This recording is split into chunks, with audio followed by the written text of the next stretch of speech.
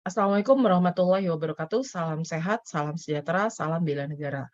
Di kesempatan sesi ini saya akan membahas mengenai monopoli dan monopsoni yang akan disampaikan dalam 40-50 slide dengan menggunakan materi dari Pindik. Baik, kita akan mulai dari awal mengenai konsep market power, monopoli, dan monopsoni.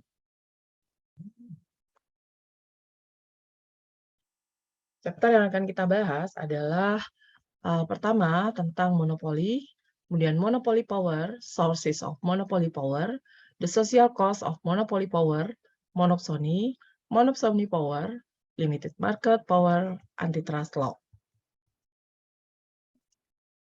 Baik, ketika kita bicara mengenai monopoli, maka yang ada di benak kita adalah penguasaan terhadap satu distribusi atau produk barang, di mana hanya satu perusahaan yang bisa menguasai atau memiliki hak atau right terhadap produktivitas ataupun saluran produksi. Berkaitan dengan konsep ini, maka ada jenis atau definisial atau terminologinya. Pertama, monopoli adalah market with only one seller, seperti yang tadi disampaikan pada pengantar. Monopsony, market with only one buyer.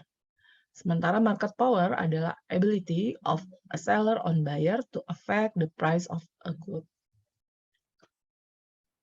Dalam konteks monopoli, seperti pada layar, tampak mekanisme transaksi, average revenue, dan marginal revenue, di mana marginal revenue adalah change in revenue resulting from one unit increase in output. Jadi perubahan pada penerimaan yang merupakan hasil dari tambahan peningkatan output. Bagaimana melihat hubungan antara total, rata-rata, dan marginal revenue dengan mempertimbangkan perusahaan menghadapi kurva permintaan yaitu P sama dengan 6 min Q. Tabel ini menggambarkan kolom pertama adalah price dimulai dari $6, 5, 4, 3, 2, dan 1. Kemudian kuantitinya, total revenue adalah price kali quantity, marginal revenue adalah delta total revenue dibagi delta Q. Demikian, average revenue diperoleh dari total revenue dibagi Q. Average revenue dan marginal revenue. Average revenue dan marginal revenue menunjukkan kurva atau dapat ditunjukkan dalam kurva P sama dengan 6Q, di mana profit IS maximize atau akan mencapai maximize when marginal revenue equal to marginal cost. Jadi profit dikatakan akan maksimal ketika MC sama dengan MR, ada pada titik temu antara marginal cost dan sama dengan marginal revenue. Jika perusahaan menghasilkan output lebih kecil, katakanlah Q1 di sini ya, Q1, mengorbankan beberapa keuntungan karena pendapatan yang tambahan yang didapat diperoleh memproduksi dan menjual antara Q1 dan Q bintang. Jadi Q1 dan Q bintang. Sementara Q bintang melebihi biaya produksi yang dimiliki oleh perusahaan. Demikian pula, bagaimana memperluas output dari Q bintang ke Q2 di sini ya. Akan mengurangi laba karena biaya tambahan akan melebihi pendapatan tambahan. Jadi di sini ada yang kuning, ini disebut loss profit from producing too much atau memproduksi Q2 terlalu banyak sehingga biaya produksi terlalu besar, sementara harga ada pada P2. Selling too low at price P2 gitu ya. Jadi bayangannya begini. Ketika jumlah Q1 harganya adalah sebesar P bintang. Begitu dia memproduksi tambahan barang, maka harga yang terbentuk adalah sebesar P2. Ketika ada kerugian yang diperoleh oleh perusahaan. Kemudian yang sebelah kiri, loss profit from producing little, terlalu sedikit gitu ya, quantity of product P1, dan menjualnya juga terlalu mahal di P1. Jadi bagaimana decision bagi monopoli? Kita juga dapat melihat secara aljabar bahwa Ki bintang memaksimalkan keuntungan. Laba antara selisih antara pendapatan dan biaya bergantung pada Ki. Ki sama dengan revenue, Ki dikurangi cost Ki. Ketika Ki meningkat dari 0, keuntungan akan meningkat hingga mencapai maksimum. Kemudian mulai turun, dengan demikian Ki yang memaksimalkan keuntungan adalah sedemikian rupa sehingga keuntungan tambahan yang dihasilkan peningkatan Ki hanya 0. Kemudian delta P sama dengan delta Ki sama dengan delta revenue dibagi delta Ki dikurangi delta cost dibagi delta Ki. Jadi semua dihadapkan pada jumlah produktivitas. Tetapi revenue dibagi delta Ki adalah pendapatan marginal. Dan cost per delta Q adalah biaya marginal. Makanya disampaikan bahwa optimasi produksi tercapai ketika MR sama dengan MC. Mahasiswa yang saya banggakan, contoh yang lain adalah profit maximization. Jadi dalam gambar ini terlihat bahwa bagian A, kita lihat bagian A, menunjukkan total pendapatan R, total biaya C, ini kan ya cost yang merah, kemudian R yang biru, dan ini adalah selisihnya, dan B menunjukkan pendapatan rata-rata marginal cost, rata-rata pendapatan marginal berarti average revenue, kemudian kemiringan kurva total dari biaya total dan pendapatan total. Gitu. Output yang memaksimalkan keuntungan adalah Ki bintang 10 di sini, di mana titik pendapatan marginal revenue yang biru adalah sama dengan titik di mana biaya marginalnya bertemu. Jadi MR bertemu pada MC. Gitu. Laba per unit adalah 15, karena ini adalah titik rata-rata biaya gitu ya. Kemiringan kurva total laba per unit adalah 15. Selisih pendapatan rata-rata biaya rata-rata adalah sebesar 10 unit. Jadi keuntungan 15 kali 10 unit, $150. Bagaimana rule of thumb dari pricing atau penetapan harga? Di sini kita terjemahkan kondisi bahwa pendapatan marginal harus sama dengan biaya marginal. Dalam aturan praktis, mereka memang ketemu dalam ilustrasi gambar yang tadi, di mana pertama-tama kita harus menuliskan bentuk persamaannya. MR sama dengan delta total revenue atau revenue dibagi delta Q, di mana revenue itu diperoleh dari harga dikalikan Q. Perhatikan bahwa pendapatan tambahan dari unit kuantitas tambahan, yaitu price quantity dibagi delta quantity-nya, memiliki dua komponen. Pertama, memproduksi satu tambahan dan menjual pada harga P, menghasilkan 1 kali price, gitu ya. Tetapi karena perusahaan menghadapi kurva permintaan yang miring ke bawah, memproduksi dan menjual unit tambahan menghasilkan sedikit penurunan pada harga, sehingga mengurangi pendapatan karena harga turun ya. Perubahannya dalam bentuk seperti ini, MR, marginal revenue sama dengan harga, ditambah quantity, dikalikan perubahan pada harga, dibagi perubahan pada quantity, di mana sama dengan P, kemudian dikeluarkan nilainya, P dikalikan quantity dibagikan price, kali delta P dibagi delta Q. Kemudian rule of thumb dari pricing. Jadi Q per P atau delta P dikalikan delta Q adalah reproksikal dari elastisitas demand. Kita tahu ya delta Q per P, delta P per key gitu ya, adalah 1 per elastisitas demand.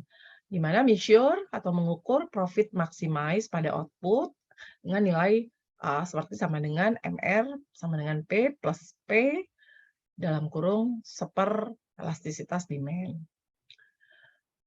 Nah, sekarang karena perusahaan itu harus memaksimalkan profit, maka kita dapat men-set marginal revenue sama dengan marginal cost. Di mana persamaan itu dapat kita atur melalui model harga dikurangi marginal cost dibagi price sama dengan minus atau negatif seper elastisitas demand. Oke, dalam monopoli di sini ada contoh case gitu ya. Pada 1995, Prilosec mewakili generasi baru anti-influencer ya, anti pilek gitu ya. Pada mekanisme biokimia yang sangat berbeda dan jauh lebih efektif daripada obat. Pada tahun 96 telah menjadi obat terlaris di dunia dan tidak menghadapi atau tidak memiliki pesaing utama. Nah, mereka eksis dan tidak ada kompetitornya. Astamek memberi harga Prilosec sebesar atau sekitar $3,5 per dosis harian. Biaya marginal untuk memproduksi dan mengolah Prilosec adalah sekitar 30 hingga 40 sen per dosis harian. Sehingga elastisitas harga permintaan harus dalam kisaran minus 1 hingga 0, atau 21,2. Harga markup lebih 400% di atas biaya marginal dengan aturan praktis karena mereka menjadi penguasa pasar sehingga dalam menentukan pasar tergantung pada perusahaan monopoli. Baik, dalam konteks yang tadi atau contoh mengenai pergeseran penetapan harga dan optimasi pada marginal revenue sama dengan marginal cost itu dihadapi oleh seluruh perusahaan, baik pada semua perusahaan dalam pasar tidak sempurna. Ketika kita bicara mengenai konteks, oke lanjutannya,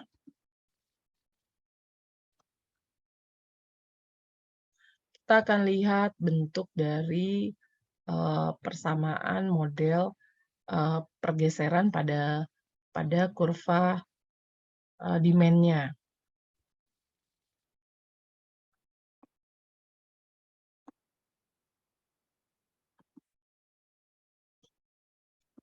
Oke, ini adalah kursa permintaan pada gambar yang A dan B, di mana ini terjadi pada shift demand, sehingga saya ingin membesarkan dulu gambarnya.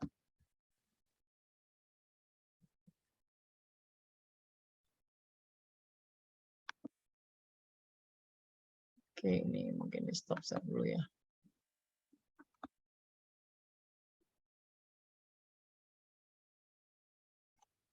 Apakah sudah bisa bergerak belum?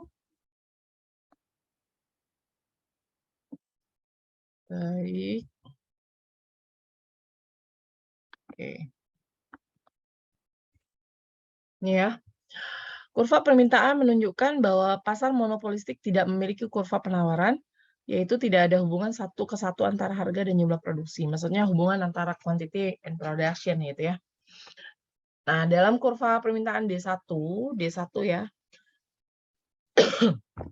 Ini ada kurva D1 di sini.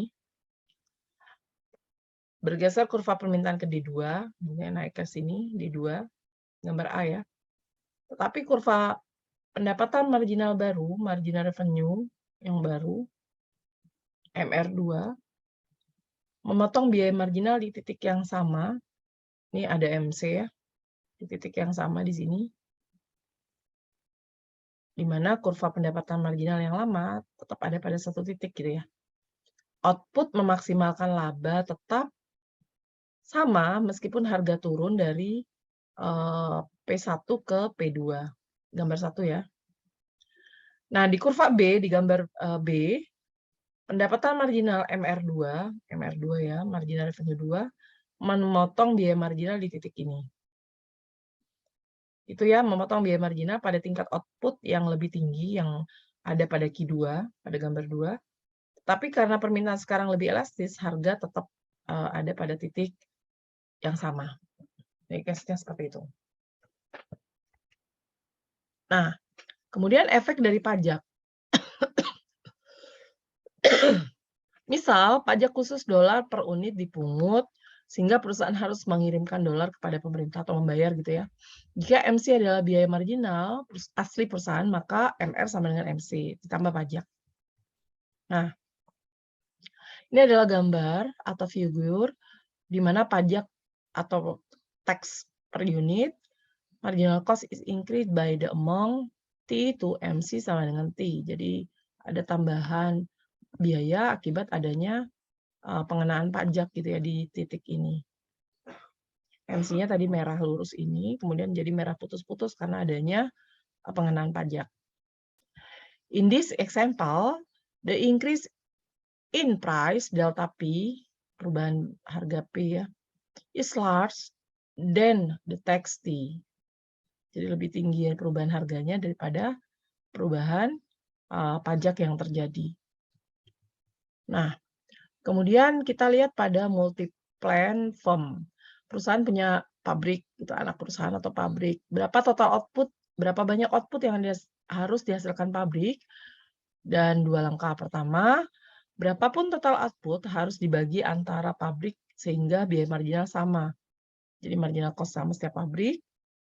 Jika tidak, perusahaan dapat mengurangi biaya, meningkatkan laba dengan jumlah produksi yang semakin ditambah. Langkah kedua, kita tahu bahwa total output harus sedemikian sehingga pendapatan marginal sama dengan biaya marginal. Jadi sekarang kan kita konteksnya perusahaan itu harus tahu pada jumlah Q berapa MC sama dengan MR. Ya. Jika tidak, perusahaan dapat menurunkan laba dengan menaikkan atau menurunkan total output. Nah, dalam persamaan aljabarnya, biaya produksi pabrik 1 Q2 ya dalam persamaan ini dan C2 quantity dan cost menjadi output dan biaya produksi pabrik 2 sama dengan adanya Q-take, quantity tax sama dengan Q1 plus Q2 menjadi total output. Gitu. Oke. Bagaimana model dari two plants gitu, two pabrik support, perusahaan dengan dua pabrik, perusahaan dengan adanya pabrik gitu ya, pengembang, memaksimalkan keuntungan dengan memilih level output Q1 dan Q2, lihat ya. Di sini ada Q1, ini ada Q2, di mana marginal revenue di titik yang sama tergantung juga pada total output dan biaya marginalnya akan berbeda. Oke, ketika kita melihat bagaimana kekuatan monopoli gitu ya pada sikat gigi toothbrush, bagian A, nih gambar A, menunjukkan permintaan pasar demand marketnya.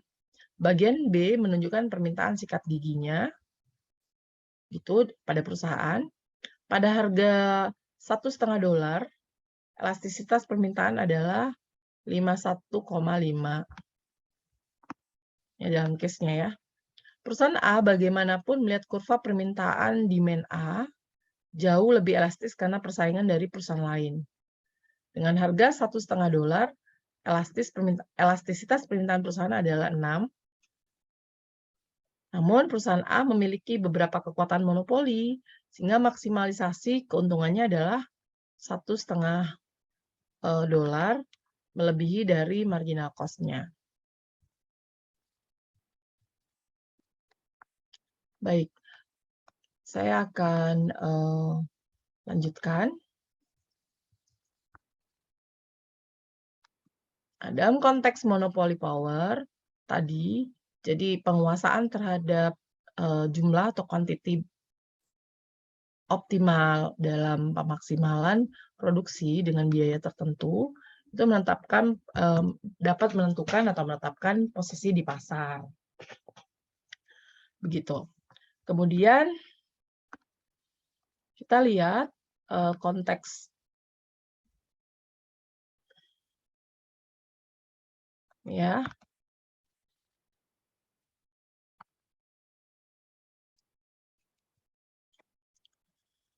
Oke, ketika kita lihat pada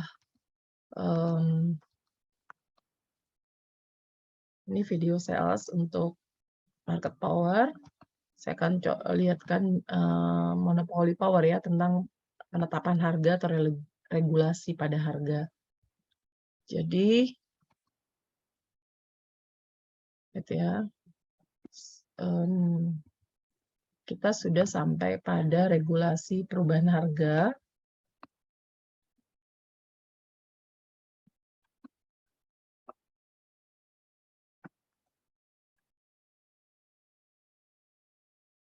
Oke, di sini ya, di natural social cost of monopoly power.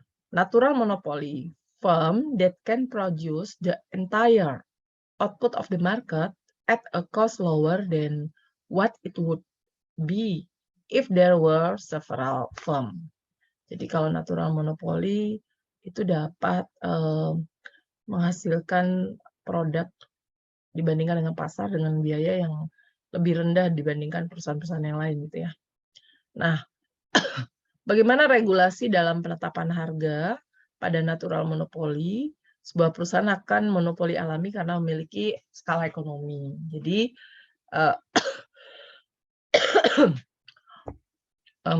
output dibandingkan inputnya itu efisien gitu ya.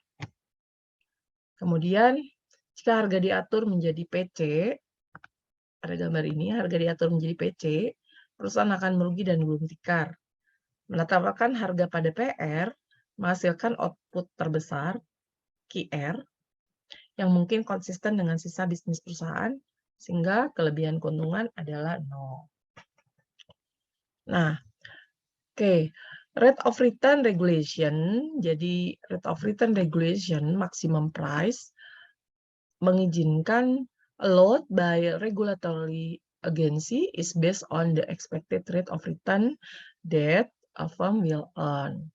Jadi respon regulasi pada penetapan nilai balik atau nilai pokok keuntungan ini tergantung pada ekspektasi atau pada estimasi yang dilakukan. Oke, monopsoni ini apa bedanya dengan monopoli? Kalau monopoli adalah satu penjual tunggal, kalau monopsoni satu pembeli tunggal.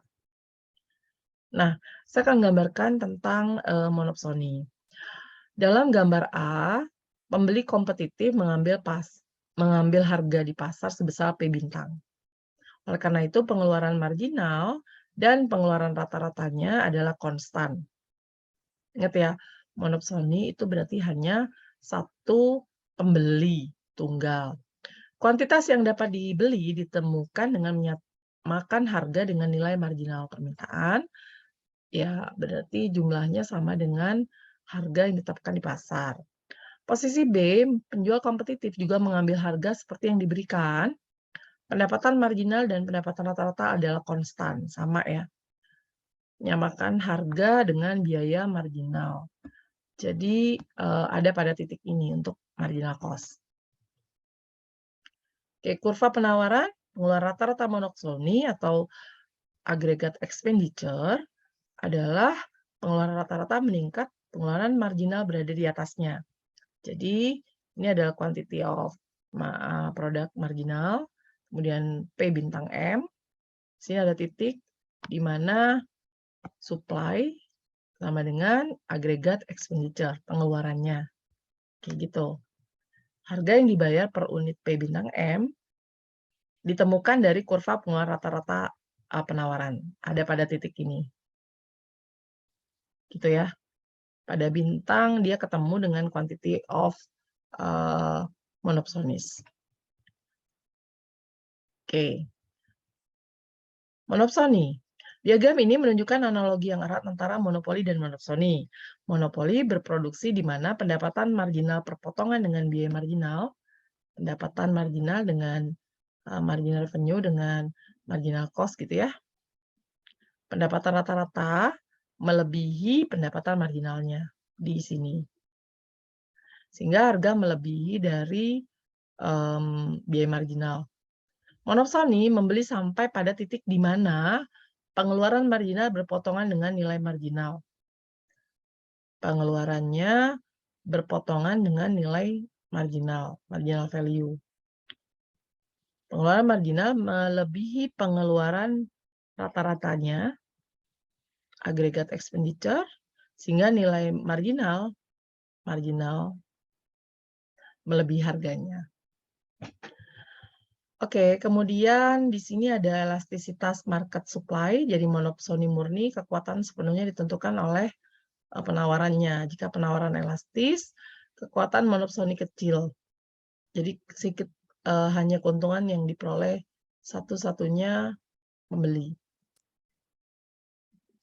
Ketika jumlah pembeli sangat besar, tidak ada satu pembeli yang dapat memiliki banyak pengaruh terhadap harga. Jadi setiap pembeli menghadapi kurva penawaran yang sangat elastis sehingga pasar hampir sepenuhnya kompetitif. Jadi interaksi terjadi antara sesama pembeli. Baik, terakhir persegi panjang dan segitiga ini ya, yang PC, kemudian bergerak dari harga dan komoditas. Di sini ada trade loss. Karena harga dan kuantitas lebih rendah, terjadi peningkatan surplus. Ini harganya lebih rendah, sehingga ada peningkatan surplus. Produsen turun dari A plus C, ini produsennya. Kan supply. Sehingga ada kerugian atau ada trade loss di B plus C. Baik, terkait monopoli dan monopsoni, semoga dapat dipahami mengenai keseimbangan pada kurvanya, perbedaan atau persamaan yang konkret di mana pertemuan antara marginal cost dan marginal revenue pada titik monopoli itu menjadi penting. Sementara pada monopsoni berbeda tingkat marginal value yang diperoleh oleh pembeli menjadi pertimbangan penting pada penetapan harga yang berlaku, baik itu pada market with multi buyers ataupun market dengan pembeli yang terbatas. Itu dari saya, semoga dapat dipahami, kuasai dengan membaca materinya. Terima kasih, sampai bertemu kembali dalam sesi berikutnya. Assalamualaikum warahmatullahi wabarakatuh.